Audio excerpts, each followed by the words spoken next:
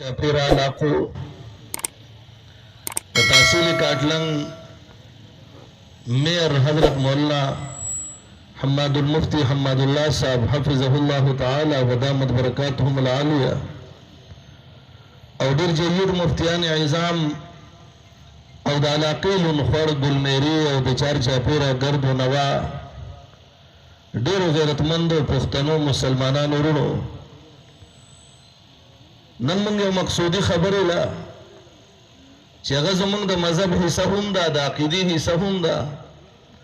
هغه د جناب محمد رسول الله صلی الله علیه وسلم د ختم نبوت مسله ده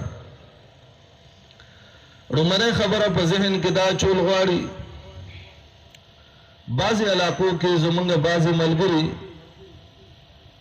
هغه به د خپل اخلاص د وجه وي لیکن اکثر ملګرو رائے داوي چې په کوم علاقه کې قادیانې نه وي نو د قادیانی داغه هغه فکر داغه عبارات داغه دجل او داغه فریب داغه شیطانت په دغه علاقه کې بیانولو ضرورت نوی نو پکار نه وي چې بیان وکړي شي زبدي بارک عرض کوم چې زما عزیزانو په یو علاقه کې قادیانې خو نه وي لیکن زمونږ او ستاسو په جیب کې موبایل ضرور موجود وي او په نن دور کې چې موبایل کولاو کې نو په یوټیوب باندې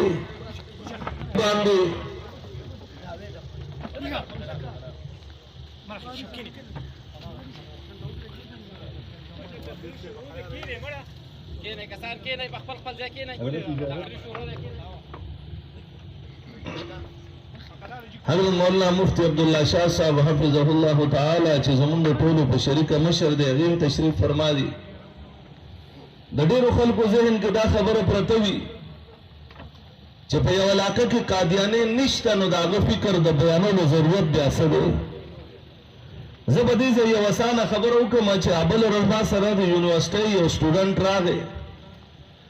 هغه ماته وایي چې مولانا صاحب تاسو هم ډېر په تیاره کې چولی او جړلو سترګو نه اوښکې روانې وي او هغه دا وایي چې تاسو مونږ ډېر په تیاره کې چولي یو مونږ ته مقاید صحیح نه دي بیان کړي ما طالب علم لا کېمنولو دلاسه زمونږ کلمه څه ده ما ورته وایي زمونږ کلمه ده چې لا اله الا الله محمد رسول الله